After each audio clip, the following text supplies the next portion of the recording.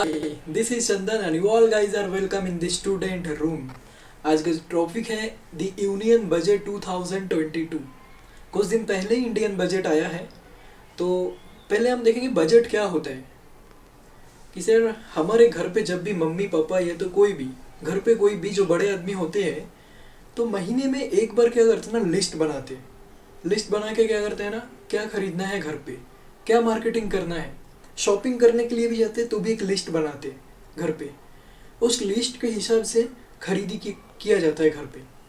तो वैसा ही बजट क्या होता है ना, इंडियन बजट एक लिस्ट बनाते हैं गवर्नमेंट की इस साल खर्चा हम इधर करेंगे, खर्चा हम उधर करेंगे, हेल्थ हेल्थ सेक्टर में करेंगे, एजुकेशन में करेंगे।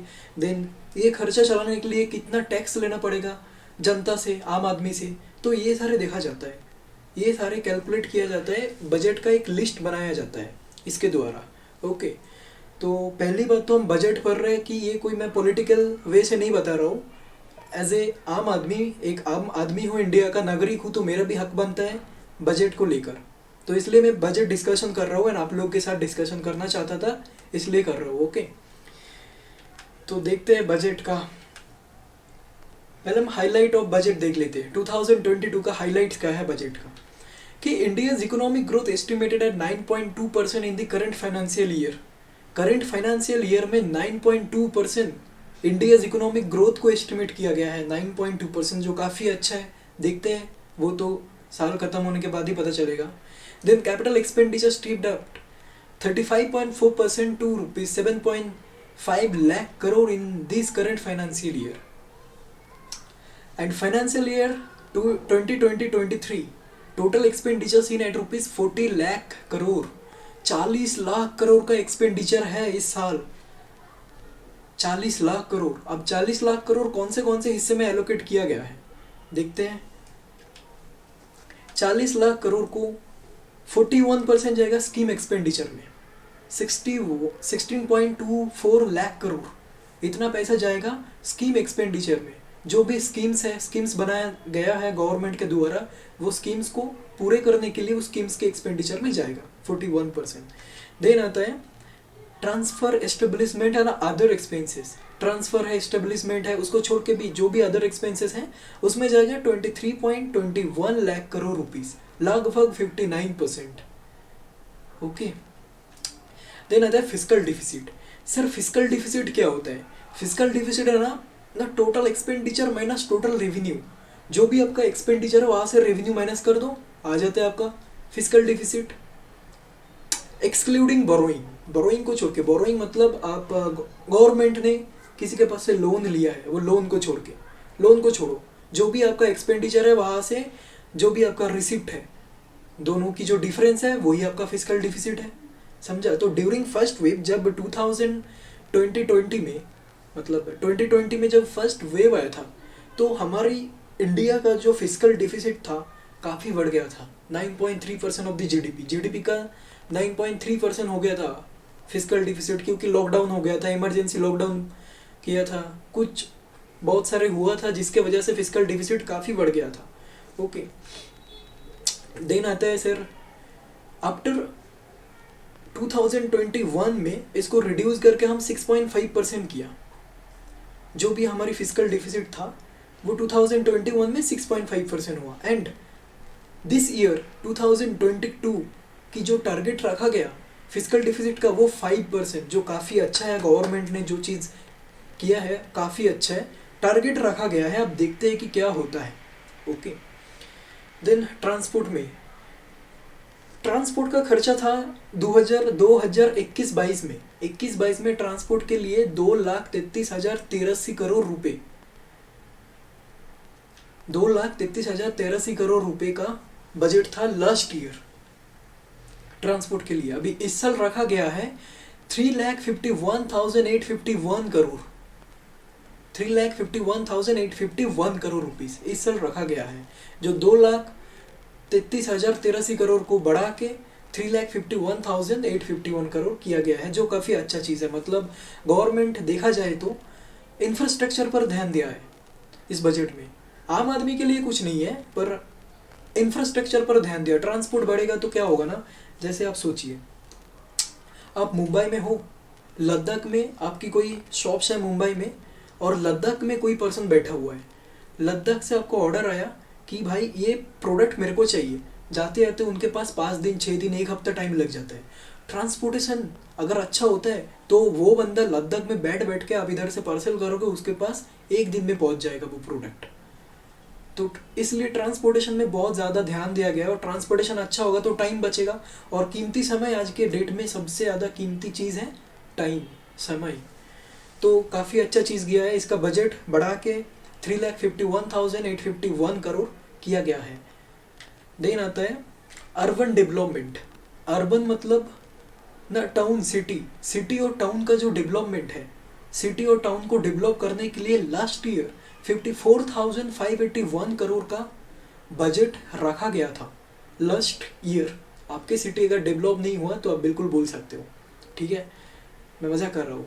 अर्बन डेवलपमेंट 21-22 में जो बजट रखा गया था 54,581 करोड़ रुपीस, और इस साल 22-23 में, मतलब इस साल जो बजट रखा गया है 76,549 करोड़ रुपीस सिटियों को डेवलप करने के लिए, टाउन को डेवलप करने के लिए रखा गया है ये बजट। आपकी सिटी अगर डेवलप नहीं है तो आप बिल्कुल बोल सकते हैं, तो फिर ये 54,581 करोड़ रुपीस अच्छे से इस्तेमाल नहीं हुआ इसका, अगर आपकी सिटी भी डेवलप नहीं हुआ तो, ठीक है। देन एग्रीकल्चर एक्टिविटी के, एग्रीकल्चर एक्टिविटी के लिए जो लास्ट ईयर का बजट था 1,48,301 करोड़ रुपीस लास्ट ईयर का बजट था एग्रीकल्चर एक्टिविटी के लिए। उसमें से एक्चुअल खर्चा हुआ था अपना इंडिया में 1,47,764 करोड़ रुपीस, जो कम हुआ था, बजट से कम ही खर्चा हुआ था एग्रीकल्चर में। तो अभी इस साल का बजट रखा गया है, इसको भी बढ़ा के 1,51,521 करोड़ रुपीस। अच्छा चीज़ है, एग्रीकल्चर एक्टिविटी में थोड़ा सा बढ़ा दिया बजट, ओके। देन आता है एजुकेशन में। एजुकेशन का बजट क्या रखा ना, पिछले साल 93,224 करोड़ रुपीस रखा गया था एजुकेशन सेक्टर के लिए। अभी इस साल जो गवर्नमेंट ने बहुत ही अच्छा चीज़ किया है ना, फर्स्ट टाइम इंडिया में एजुकेशन सेक्टर के लिए 1,44,278 करोड़ रुपीस एजुकेशन सेक्टर को दिया जा रहा है, जो काफ़ी अच्छा चीज़ किया है गवर्नमेंट ने। देन आता है हेल्थ सेक्टर में, जो लास्ट ईयर का बजट था 74,602 करोड़ रुपीस, काफ़ी कम बजट था लास्ट ईयर, और इस साल इसको भी बढ़ा के 86,606 करोड़ रुपीस किया गया है। एक्सपेक्ट थोड़ा और किया था हेल्थ सेक्टर में, और थोड़ा ज़्यादा होना चाहिए था, क्योंकि कोरोना, अभी कोविड आया, अभी और भी कुछ आ सकता है, कोई बात नहीं है, देखते हैं फिर। 86,606 करोड़ रुपीस रखा गया है इस साल की बजट में हेल्थ सेक्टर के ऊपर। देन रूरल डेवलपमेंट मतलब गाँव की डेवलपमेंट। रूरल डेवलपमेंट के लिए लास्ट ईयर की बजट रखा गया था 1,94,633 करोड़ रुपीस, और एक्चुअल में खर्चा आया था रूरल डेवलपमेंट के लिए 2,06,948 करोड़ रुपीस, जो बजट से काफ़ी ज़्यादा खर्चा हुआ था। और होना ही है ना, आप सोचिए, आपके घर पे अगर मम्मी जाते हैं शॉपिंग करने के लिए, बोलते हैं ठीक है भाई 20,000 का शॉपिंग करेंगे, जाने के बाद वहाँ घूमते घूमते आपको कुछ चीज़ अच्छा लग गया तो आपने खरीद लिए, देखा जाए तो लास्ट में 35,000 का शॉपिंग हो गया। तो वैसा ही हुआ, रूरल डेवलपमेंट के लिए बजट रखा गया था 1,94,633 करोड़ रुपीस, लेकिन एक्चुअल खर्चा हुआ 2,06,948 करोड़ रुपीस, और इस साल का बजट रखा गया है 2,06,293 करोड़ रुपीस। इस साल रूरल डेवलपमेंट के लिए ये बजट रखे गया है, देखते हैं अभी क्या होता है, क्योंकि पिछले साल के जो एक्चुअल एक्सपेंसेस था उतना ही बजट इस साल रखा गया है, कुछ ज़्यादा नहीं किया उन लोगों ने। देन फर्टिलाइज़र सब्सिडी के लिए जो बजट, पिछले साल का बजट था 79,530 करोड़ रुपीस, और एक्चुअल एक्सपेंस हुआ था 1,40,122 करोड़ रुपीस, जो काफ़ी ज़्यादा हुआ था फर्टिलाइज़र में, जो बजट से काफ़ी ज़्यादा एक्सपेंस हुआ था। तो इस साल की बजट में 5,222 करोड़ रुपीस रखा गया है फर्टिलाइजर सब्सिडी के लिए। ओके, नेक्स्ट होता है budget set vision for next 25 years. जैसे पहले नेहरू जी ने लाया था 5 ईयर प्लान, इंडिया को 5 साल में 5 साल करके धीरे धीरे डेवलप किया जाएगा। तो वैसे ही 25 साल का एक प्लान लाया गया जिसका नाम दिया गया अमृत काल प्लान। और उसमें बोला है कि इंडिया को अभी 75th ईयर का इंडिपेंडेंट मिल चुका है। अभी 100 ईयर्स आने वाले हैं, 175 से लेके 100 तक के 25 साल। इस 25 साल में इंडिया को डेवलप किया जाएगा। इंडिया का इंफ्रास्ट्रक्चर से लेके सारे के सारे धीरे धीरे डेवलप किया जाएगा।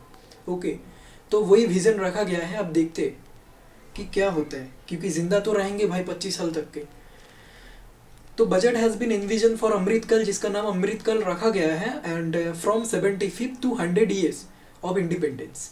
ओके, देन आता है taxes, the union budget for individual taxes के लिए क्या रखा गया। मतलब ये जो बजट है ना, मैं दिल से बोलूँगा तो ये बजट पूरा आम आदमी के लिए नहीं है, ये लॉन्ग टर्म इन्वेस्टमेंट के लिए बजट है। ये बजट जो है पूरी लॉन्ग टर्म इन्वेस्टमेंट कर रहे हैं इंडिया में, पर अभी का नहीं सोच रहे कि 15 साल बाद इसका इफेक्ट बहुत अच्छा आने वाला है। ये बजट का जो इफेक्ट है 15 साल 10 साल बाद आने वाला है। लेकिन अभी आम आदमी मर रहे हैं भाई, अभी क्या करेंगे, अभी का सोचो पहले, फिर 15 साल, उसके साथ साथ हम 15 साल क्या बाद क्या करेंगे वो भी सोचो।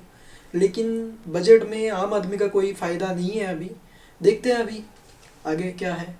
The union budget for individual taxation ना, union budget for individual taxation में क्या है ना, no changes in the current tax structure. जो अपना टैक्स का स्लैब था वही है, कोई टैक्स की स्ट्रक्चर में कोई चेंज नहीं है। ओके,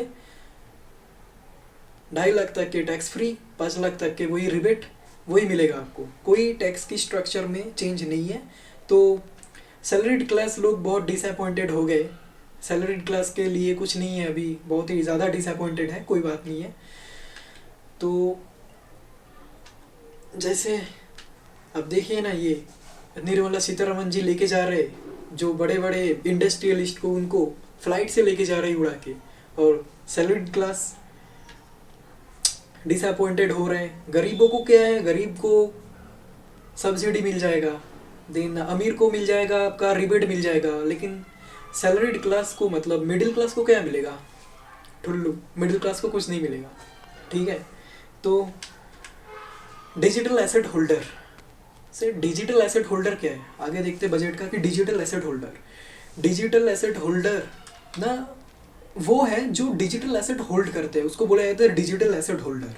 ओके, तो India will launch digital asset in 2022 में इंडिया डिजिटल एसेट लॉन्च कर रहे हैं, जिसके ऊपर आप अगर कोई भी डिजिटल एसेट होल्ड करते हो और उसके ऊपर कोई रिटर्न आपको मिलता है, कोई प्रॉफिट आपको मिलता है, उसके ऊपर flat 30% tax. And asset holder shall pay 30% tax on return if in losses against transfer of virtual asset। आप अगर वर्चुअल एसेट ट्रांसफर करते हो, can not be set of against any other income. आप अगर ट्रांसफर किया आपकी virtual asset को और उसमें आपको लॉस हुआ, वो लॉस आप कोई और इनकम के साथ सेट ऑफ नहीं कर सकते। आपकी डिजिटल एसेट ट्रांसफर करके आपको लॉस हुआ, आपको झेलना पड़ेगा, आप सेट ऑफ नहीं कर सकते। मतलब समझ ही लो आप। Then tax holiday for startups के लिए टैक्स हॉलीडे रखा गया है। जो स्टार्टअप्स के लिए जो टैक्स का हॉलीडे रखा गया वो 3 साल का है, बल्कि बहुत ही कम है 3 साल, पर इसको बढ़ा के 5 साल करना चाहिए था इंडिया में, क्योंकि extension for registration of startup for 3 year tax holiday. अब जिस दिन से रजिस्ट्रेशन करते हो वहाँ से 3 साल तक के आपको टैक्स हॉलीडे है भाई, एंजॉय करो। लेकिन आप सोचिए, एक स्टार्टअप्स जब बनते हैं 3 साल, तो वो स्टार्टअप्स तो लॉस में ही चलते हैं 3 साल। तो 3 साल आप टैक्स नहीं ले रहे हो, ठीक है, पर उसके बाद तो टैक्स देना पड़ेगा ना। अब ओयो की बात करोगे तो 5 साल उनको कोई प्रॉफिट ही नहीं हुआ, 5 साल बाद उनको प्रॉफिट होना स्टार्ट हुआ। तो 5 साल जो भी है, उसके बाद आपका खर्चा है, उसके बाद टैक्सेशन है, आपको टैक्स हॉलीडे नहीं था, तो 5 साल तक के आपको लॉसेस झेलना पड़ेगा। तो बहुत ही ज़्यादा आप एक तरफ से तो आप स्टार्टअप्स को बढ़ावा दे रहे हो, स्टार्टअप्स करो, क्योंकि अब बोल रहे हो स्टार्टअप्स आगे जाके कंपनियां बनेंगे, ओके बनेंगे बिल्कुल, तो आपको छूट भी तो देना पड़ेगा ना। अब नहीं दे रहा हो, 3 साल का टैक्स हॉलीडे है, कोई बात नहीं है, अच्छा है। Then tax charge to investor, जो भी इन्वेस्टर है, इन्वेस्टर मीन्स बाहर के इन्वेस्टर आते हैं बाहर से स्टार्टअप्स में इन्वेस्ट करने के लिए। अब देखोगे तो जो भी इन्वेस्ट करते हैं ना स्टार्टअप्स के ऊपर, तो बाहर से आते हैं ना और इन्वेस्ट करते हैं स्टार्टअप्स में, जो काफ़ी अच्छा चीज़ है। पर उसके ऊपर 20% आपको टैक्स भरना पड़ता है गेन्स के ऊपर। अब कंपेयर किए ना लिस्टेड कंपनीज के साथ, आप अगर लिस्टेड कंपनी में इन्वेस्ट करते हो वहाँ पे आपको सिर्फ 10% टैक्स। आप खुद बोलते हो भाई जो स्टार्टअप्स है वो आगे जाके कंपनियाँ बनेंगे, लेकिन कंपनियाँ बनेंगे तभी बनेंगे ना जब छूट दोगे आप, तभी तो इंडिया का और भी इंडिया इंफ्रास्ट्रक्चर बढ़ेगा, सब कुछ बढ़ेगा। पर कोई बात नहीं है, इधर बोल दिए गवर्नमेंट ने पहले से ही कि presently investor tax at 20% on their gains for startups. आप स्टार्टअप्स में अगर इन्वेस्टमेंट करते हो तो उसके ऊपर 20% टैक्स भरना पड़ेगा आपको, जो भी आपका गेन्स है। And listed companies investment is taxed at the rate of 10%, hence government should rationalise it to 10%। Then union budget for MSME के लिए यूनियन बजट क्या रखा गया? 2 lakh crore more allocation has been given to SMEs. 2 lakh crore allocate किया गया है SMEs को, और कोलेटरल फ्री लोन मिलेगा बोला है गवर्नमेंट। निर्मला सीतारमन जी ने बोला है कि कोलेटरल फ्री लोन मिलेगा एमएसएमई को, एसएमईज को। और emergency credit line guarantee expand by ₹50,000 crore. अच्छा चीज़ है जो एसएमईज के लिए, एमएसएमईज के लिए किया गया है, ये बहुत ही अच्छा चीज़ है। पर कोलेटरल फ्री लोन बोलते हैं देंगे देंगे, पर देते नहीं है। एक्चुअल में ये इम्प्लीमेंट होना चाहिए इंडिया में। रूल्स तो बनाया गया है कोलेटरल फ्री लोन देंगे, पर अब बैंक के पास जाओगे तो आपको लोन नहीं मिलता, लोन मिलता ही नहीं। बैंक बोलते हैं भाई ये डॉक्यूमेंट्स लाओ, ये डॉक्यूमेंट्स लाओ, फिर बोलते हैं यार लोन नहीं मिलेगा आपको, तो ऐसे आपको रिजेक्ट कर देते हैं। और पर अच्छा है, इस बार तो बोला है कोलेटरल फ्री लोन देंगे, देखते हैं अगर देते हैं तो बहुत ही अच्छा होगा एमएसएमईज के लिए एंड एसएमईज के लिए। Then budget on employment, employment के ऊपर बजट क्या है इंडिया की? Government budget spend more than 3000 crore for skilling youth. Government budget का 3000 करोड़ यूथ को स्किल करने के लिए स्पेंड किया गया था, लेकिन उसमें से India has 2% skilled labour force as against China at 30%। 3000 crore India में एम्प्लॉयमेंट जनरेट करने के लिए, स्किलिंग यूथ को स्किल करने के लिए आप प्रोवाइड कर रहे हो, इन्वेस्ट कर रहे हो, पर सिर्फ 2% हो रहे हैं वहाँ पे। इंडिया का सिर्फ 2% स्किल्ड हो रहे हैं, मतलब अब 3000 करोड़ का अच्छे से उपयोग नहीं हो रहा है इंडिया में। अब चाइना में देखिए 30% स्किल्ड लेबर वो वहाँ पे हो रहे हैं। एप्पल का सीईओ टिम कुक ने बोले थे कि मतलब उनको वो इंडिया में क्यों नहीं लगाया, उनका जो एप्पल का प्लांट है वो जाके चाइना में लगा दिया। क्यों लगाया? क्योंकि वहाँ पे स्किल्ड लेबर है, कम खर्चे में स्किल्ड लेबर मिलते हैं वहाँ पे, पर इंडिया में नहीं। इंडिया में सिर्फ 2% स्किल्ड लेबर है। स्किल्ड ही नहीं है तो बाहर की कंपनियाँ कैसे आएंगे? नहीं आएंगे। तो ये 3000 करोड़ को अच्छे से उपयोग होना चाहिए इस बार इंडिया में, देखते हैं। And 60 lakh new job will be created in next 5 year. जो भी अगले आने वाले 5 साल में 60 लाख जॉब न्यू क्रिएट किया जाएगा इंडिया में, जो काफ़ी अच्छा चीज़ है और ये होना चाहिए, तभी अनएम्प्लॉयमेंट दूर होगा, अनएम्प्लॉयमेंट जनरेशन बढ़ेगा इंडिया में। And this jobs will be due to production linked incentives. PLI sector में, पीएलआई की 14 सेक्टर में ये जॉब क्रिएट किया जाएगा। Okay. Then effort of winding up of business. अब कोई भी बिजनेस को वाइंडिंग अप कर रहे हो, आपकी कोई भी कंपनी है, वाइंडिंग अप के लिए आपको पहले टाइम लग जाता था 2 साल। आप बोलते हो यार अब मेरी बिजनेस लॉस में चल रहा है, मैं बिजनेस नहीं करूँगा, बोल के बिजनेस ही बंद कर दिए। अब ऐसे नहीं बंद कर सकते थे पहले, इसके ऊपर 2 साल टाइम लग जाता था आपको वाइंडिंग अप करने के लिए आपकी बिजनेस को। इसका टाइम कम कर दिया गया है वाइंडिंग अप का, जो काफ़ी अच्छा किया गवर्नमेंट ने, 6 मंथ कर दिया इसको कम करके। Okay. Winding up formalities for corporate to be cut down 6 months from 2 years, and one nation one registration will be establish for registration from anywhere to facilitate ease of doing business. काफ़ी अच्छा चीज़ है one nation one registration. जैसे GST का one nation one tax, तो वैसे ही one nation one registration होना चाहिए था इंडिया में, और हो रहा है अच्छे। अब पहले क्या होता ना, बंगाल में बिजनेस कर रहे हो तो बंगाल में रजिस्ट्रेशन लेना पड़ता था, महाराष्ट्र में बिजनेस कर रहे हो वहाँ पे रजिस्ट्रेशन लेना पड़ता था। अब ऐसा नहीं होगा, अब ऐसा नहीं होगा, अब होगा वन नेशन वन रजिस्ट्रेशन। अच्छा है। देन आता है PM Gatishakti. PM Gatishakti model. PM Gatishakti model क्या है ना, the 7 engines that drive PM Gatishakti are roadways, railways, airports, ports, mass transport, waterways and logistic infrastructure. ये पीएम गतिशक्ति मॉडल। और ये सात इंजन में बहुत ही ज़्यादा ध्यान दिया गया है इस बार बजट में, क्योंकि इंफ्रास्ट्रक्चर डेवलपमेंट के ऊपर बजट इंडियन गवर्नमेंट ज़्यादा ध्यान दिया इस बार। और national highway network to be expanded by 25,000 किमी इन 2022 एंड 23। 2022 एंड 23 में नेशनल हाईवे 25,000 किलोमीटर एक्सपांड किया जाएगा, जो अच्छा है ट्रांसपोर्ट के लिए, बहुत ही अच्छा है। एंड उसके लिए 20,000 crore to be mobilise for national highway network expansion. 20,000 crore rupees mobilise किया है नेशनल हाईवे को एक्सपांड करने के लिए। एंड रेलवेज, देन आता है railways. One station one product concept to help local business and supply chain. One, जैसे अभी वन नेशन वन रजिस्ट्रेशन आया, तो वन स्टेशन वन प्रोडक्ट एक कॉन्सेप्ट लाया गया है, इंडिया में ला रहा है। और इससे क्या होगा ना, सप्लाई चेन को बहुत मदद मिलेगा, और अभी स्टार्ट भी हो गया है। 2,000 kilometre of railway network to be brought under Kavach and the indigenous world class technology and capacity augmentation in 2022 and 23। मतलब 2,000 किलोमीटर रेलवे को इंक्रीज कर रहा है, 2,000 किलोमीटर रेलवे न्यू बनाया जाएगा।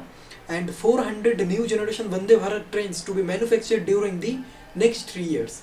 अगले आने वाले 3 साल में 400 new generation Vande Bharat express manufactured किया जा रहा है। अच्छा है, क्योंकि हम लोग रहते हैं, हमारी घर से बहुत दूर है, ट्रेन से जाते हैं, बहुत बेकार लगते हैं। तो वंदे भारत जैसे ट्रेन आ जाएंगे तो हम बिल्कुल ट्राई करेंगे उसमें बैठने का, और मज़ा लेंगे बिल्कुल पूरी फुल एसी का।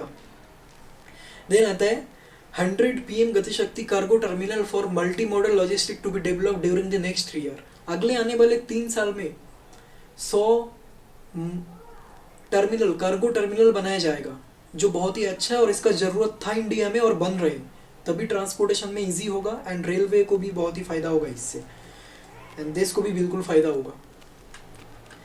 And 65 lakh people to get drinking water, hydro and solar power.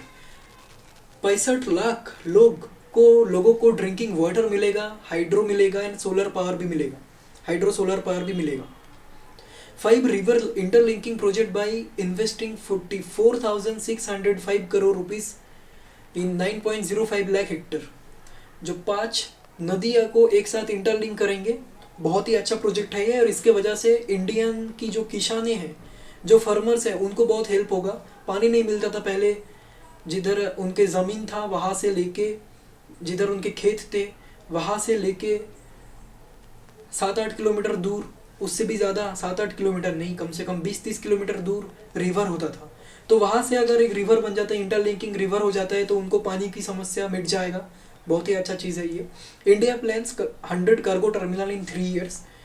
And PM Awas Yojana gate 48,000 crore rupees, जो बहुत ही अच्छा चीज़ है, क्योंकि हमारे गांव में हम अभी भी देखते हैं कि मिट्टी के घर अभी भी है।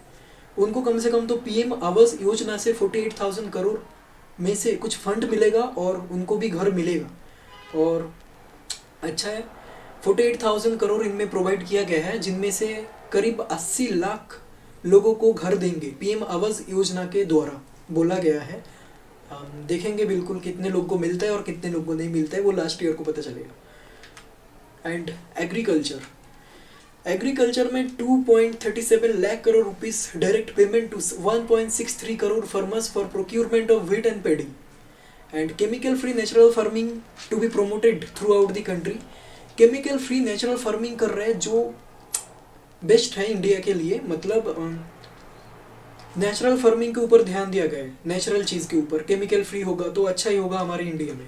एंड बेस्ट उनके ऊपर ज़्यादा फोकस दिया है कि जिनका जिन सारे फार्मर्स के लैंड 5 किमी wide corridor along river Ganga, Ganga से 5 किलोमीटर के अंदर अंदर जिनके लैंड है उनके ऊपर ज़्यादा फोकस दिया गया है।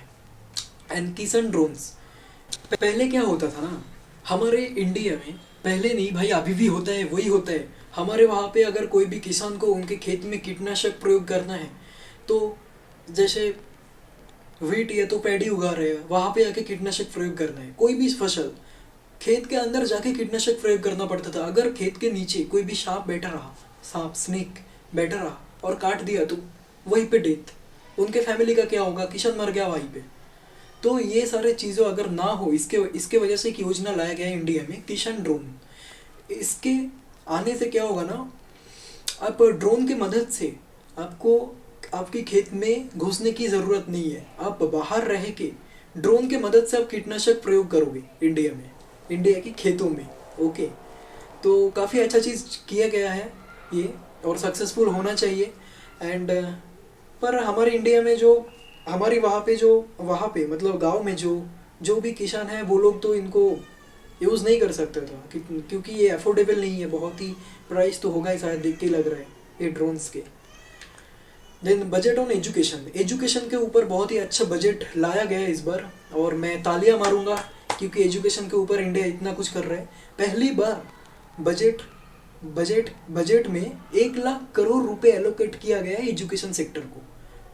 And 1+1 TV channel programme of PM eVidya to be expanded to 200 TV channel. पहले सिर्फ 12 चैनल में होता था ये 1+1 TV चैनल करके एक प्रोग्राम आता है, पहले 12 चैनल में होता था, अभी इसको एक्सपांड करके 200 चैनलों में किया गया है, जिसके वजह से अच्छा है ये, और फ्री में एजुकेशन बांटेगा इंडिया। ये होना चाहिए था, हो रहा है और काफ़ी अच्छा चीज़ है। And digital portal will be launched for skilling, upskilling and reskilling of the youth को स्किल्ड यूथ करने के लिए डिजिटल पोर्टल लॉन्च किया गया है। वहाँ पे जाके स्किल्ड हो सकते हो खुद में खुद। And digital university also setup in India, digital university भी सेट किया है इंडिया ने इस बार। कि पहले सोचो कोई भी आदमी बिजनेस कर रहा है और बिजनेस के साथ साथ उसको MBA चाहिए, MBA करेगा तो अच्छा करेगा, वो बिजनेस अच्छा करेगा। तो MBA के लिए बिजनेस छोड़ के उसको जाना पड़ता था कॉलेज, वहाँ पे जाके MBA ख़त्म करके फिर से बिजनेस स्टार्ट करना पड़ता। अभी ऐसा नहीं है, अब डिजिटल ही हो गया सब कुछ। अब बिजनेस करो उसके साथ साथ MBA भी कर लो, तो ऐसा किया गया है बजट। सो ये पूरी बजट देख के हमें इतना पता चला कि ये जो भी है बजट में बनाया गया ये सारे लॉन्ग टर्म इन्वेस्टमेंट है, शॉर्ट टर्म के लिए कुछ भी नहीं है। और शॉर्ट टर्म के लिए भी कुछ भावना चाहिए था, सोचना चाहिए था इन लोग को, पर सोचा नहीं है। कोई नहीं, जैसा चलने दो। हमें इंफ्रास्ट्रक्चर डेवलप करना है, हमें देश को आगे बढ़ाना है।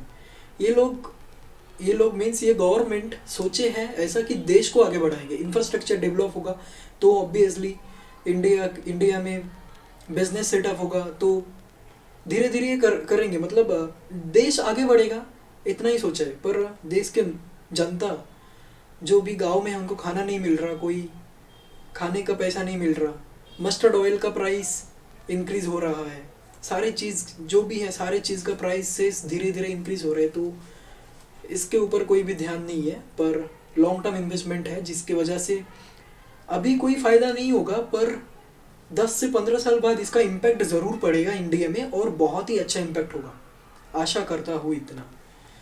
तो ठीक है, आज के लिए इतना ही। एंड